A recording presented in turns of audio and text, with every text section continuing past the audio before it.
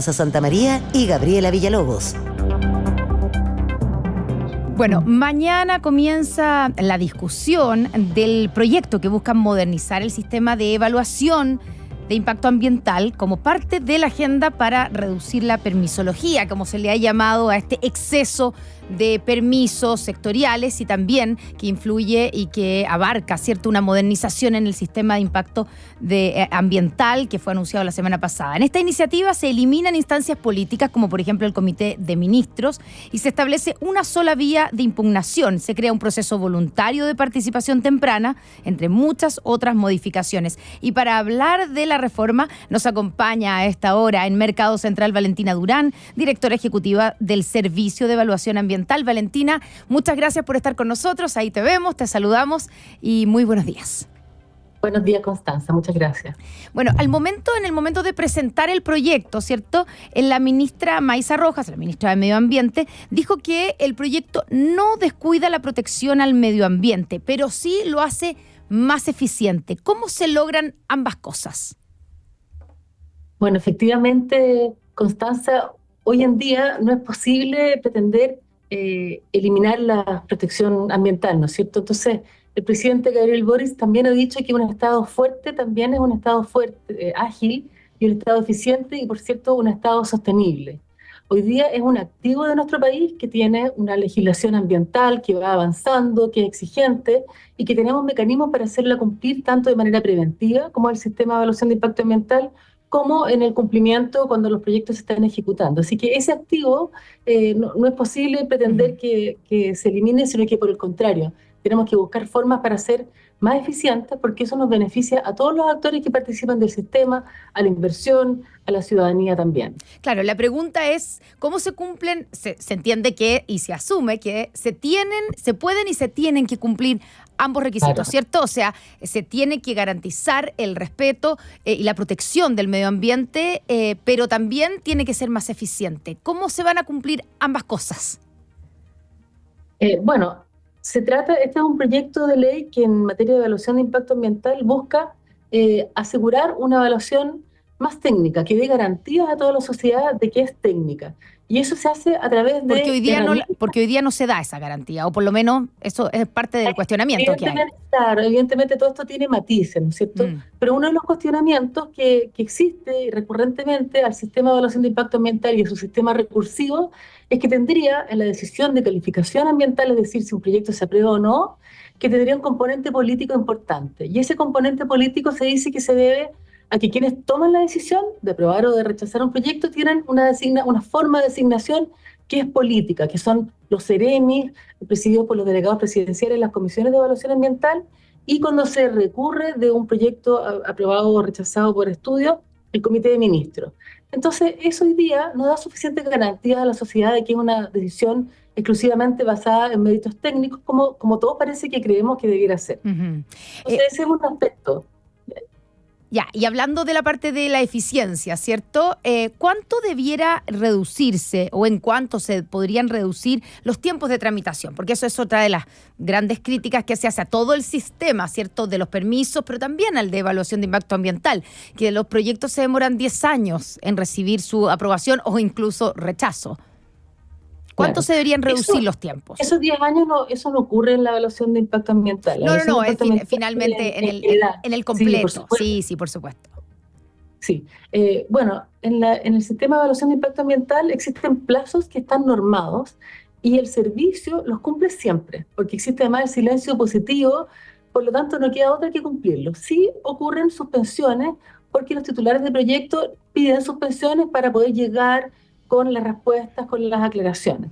Pero igual, este proyecto busca mecanismos para intentar hacer más breve y reducir en aproximadamente un tercio los tiempos de tramitación. Por ejemplo, amplía las hipótesis para calificación de urgencia, porque existen hipótesis que no han tenido gran uso de situaciones como extremas o muy excepcionales, por las cuales estos mismos plazos legales se pueden reducir en un 50%. Por ejemplo, ¿nos puedes dar un ejemplo de cuándo ha ocurrido eso? ¿Cuándo se ha usado o cuándo no se ha usado y se podría haber usado?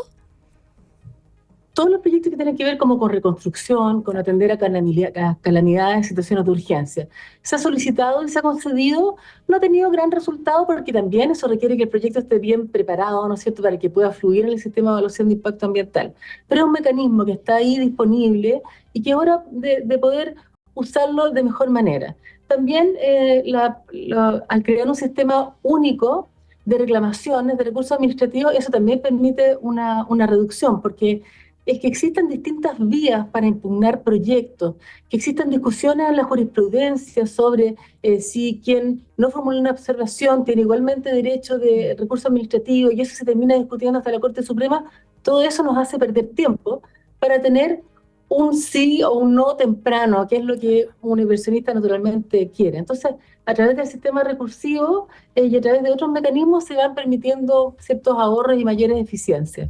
Bueno, como tú decías, una de las mayores críticas que se ha hecho, ¿cierto?, al sistema de evaluación ambiental es el número de observaciones que se da durante el proceso, ¿cierto?, que sería lo que de alguna manera enlentece la tramitación. Eso fue lo que alegó el proyecto Faro del Sur, por ejemplo.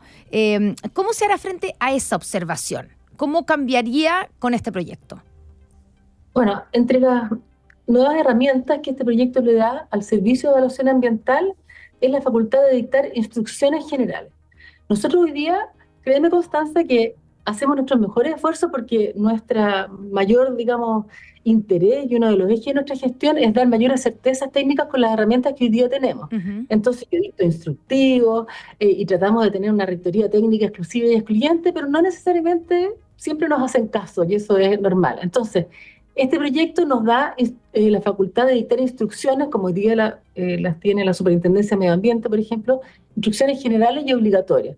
Eso va a ser una herramienta importante, es decir, lo que dice el servicio se tiene que hacer caso. Por otra parte, también se van a poder disponer programas y subprogramas de fiscalización. Programa de fiscalización quiere decir poder darle un foco específico a la evaluación, priorizando aquellas materias que requieran una evaluación especialmente dedicada o especialmente eficiencia, como podría ser hoy día, no sé, el hidrógeno verde, por decirte, o alguna necesidad que el mercado o que las políticas públicas imponen. Aquí queremos una evaluación más especializada. Entonces, que nos permita disponer recursos, especialistas para un foco en determinados tipos de evaluación y también subprogramar para poder contar con el apoyo de otros organismos que participan en la evaluación de impacto ambiental para poner foco en determinadas evaluaciones de algunos proyectos.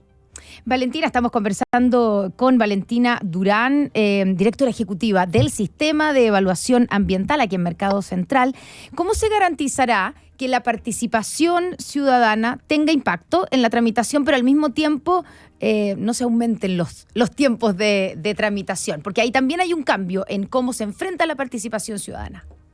Sí, hay dos principales cambios en el proyecto. Uno es que se reconoce, digamos, la participación ciudadana temprana como un mecanismo que se promueve. Algunos quisieran que fuera obligatorio, sí, porque la industria, muchos lo usan realmente, que son las actividades de relacionamiento con las comunidades que desarrollan los titulares de los proyectos antes de su ingreso, que les permiten considerar alternativas, escuchar la voz de la ciudadanía, y es una muy buena herramienta. Y esto, es como dicho en buen chileno, es como tantear el terreno, de cómo la comunidad va a recibir mi proyecto, ¿no?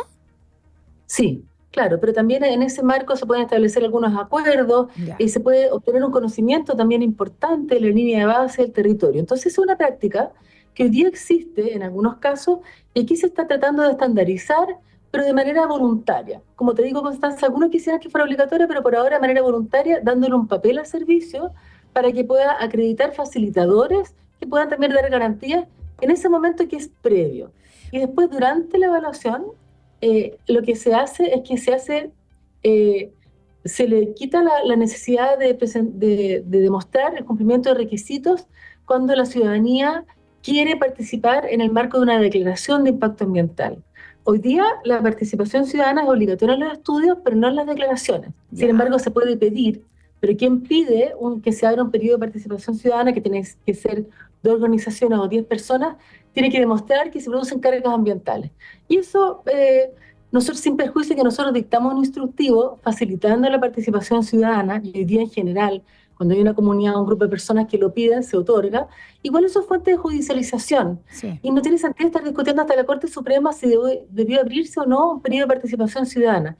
Y la participación ciudadana se da dentro del procedimiento, no atrasa un proyecto, no atrasa la tramitación de un proyecto. Así que en ese sentido yo creo que hay que estar tranquilos. Más participación ciudadana no nos alarga los tiempos de tramitación.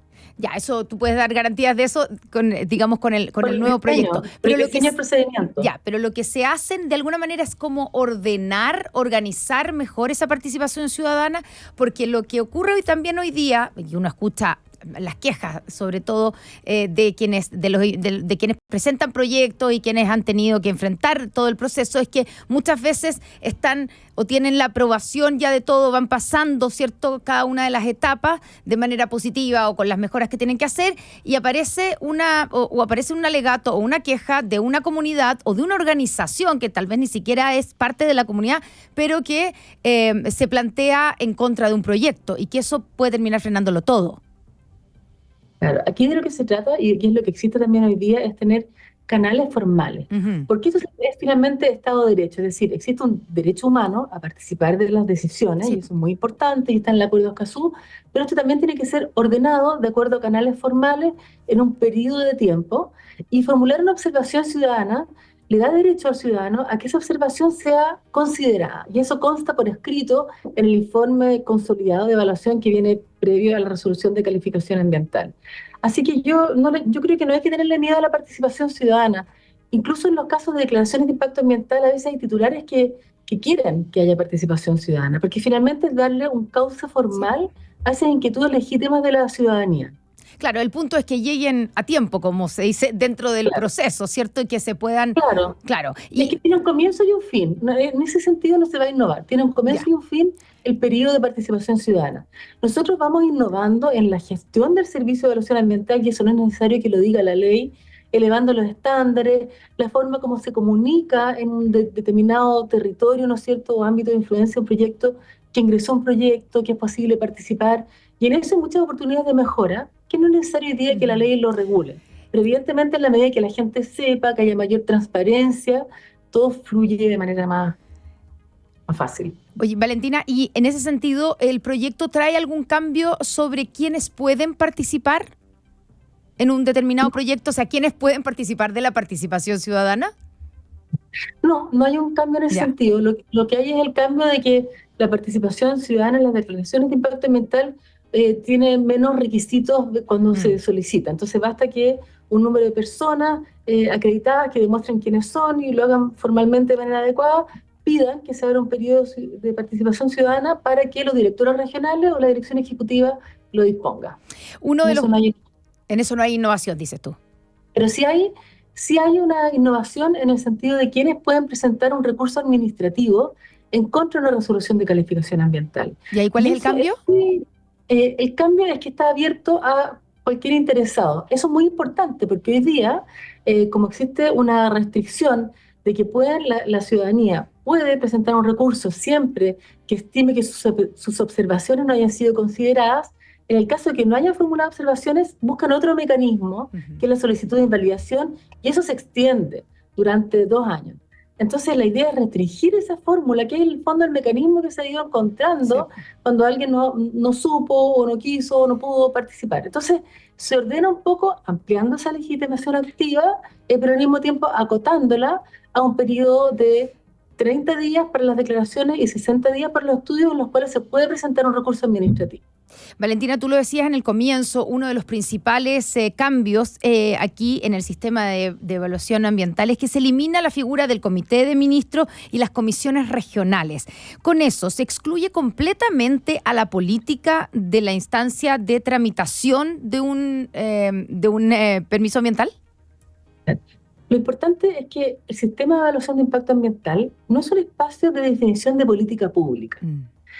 Nosotros, el servicio lo que hace es asegurar que los proyectos cumplan con la normativa ambiental aplicable, y la forma en que se decide si un proyecto se aprueba o no tiene que ser esa también, en función de si se cumple con las normas ambientales que el país se ha dado a través de los mecanismos que existen y si se hacen cargo los proyectos de manera adecuada de sus impactos más significativos. Entonces, en ese sentido, las consideraciones políticas tienen que estar en otros espacios. ¿En Por dónde? ejemplo, en los instrumentos de planificación territorial, en las normas. Es necesario que tengamos mayor densidad normativa, que tengamos más normas de calidad, más normas de emisión, mayores estándares. En los países más desarrollados no existe tanto debate en torno a la aprobación o rechazo de un proyecto, porque lo importante es que se tenga reglas claras. Entonces, nos merecemos como país mayor densidad normativa y un sistema que apruebe o rechace los proyectos en función del cumplimiento de esa normativa y que sea predecible. Ya, por lo Y a tanto, eso es lo que aspira en el fondo esta reforma, a despejar un poco esas consideraciones políticas, ¿no es cierto? Porque no hay hoy día una norma que diga, mira, un proyecto, aunque no cumpla con la normativa ambiental, podrá ser aprobado si genera empleo, por decirte algo así, ya. extremando el argumento, ¿te fijas? Entonces aquí se trata de mantenernos en un Estado de Derecho y que cada institución cumpla las funciones para las cuales ha sido encomendada por ley. Así como también entonces tampoco se va a poder ocurrir hechos como los que hemos visto en el pasado, que un proyecto que tiene parte importante, toda la aprobación técnica termine siendo vetado o rechazado solamente por consideraciones políticas en un comité de ministros. Porque eso ha pasado. Claro, no me quiero pronunciar específicamente sobre ningún proyecto, pero Sí. puede existir esa percepción. Hoy día el sistema no Pero da eso ocurrió en el pasado, más allá del caso, pero el caso Dominga, por ejemplo. el sistema en el fondo genera cierta desconfianza de que las personas que están sentadas ahí tomando la decisión puedan no estar decidiendo estrictamente en función de razones técnicas, sino que de razones políticas. Entonces, esta es la apuesta de este proyecto. Ahora, por supuesto que son materias que ahora se abren a la discusión en el Congreso y son totalmente debatibles y opinables. Ya, pero en el fondo la política queda fuera, solo para como modo de conclusión, la política queda fuera de esta instancia de tramitación, la de la evaluación ambiental queda fuera la política. Esa es la idea, esa es la idea. Asegurar una evaluación técnica en que se asegure el cumplimiento de la normativa y se vaya avanzando en cuáles son las medidas más idóneas y también, paralelamente, vaya avanzando la normativa y las reglas de ordenamiento territorial, de dónde se puede o no realizar un proyecto, etcétera.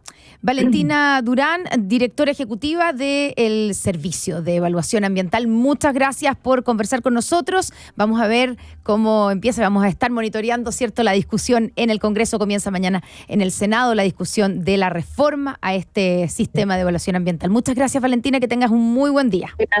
Igualmente.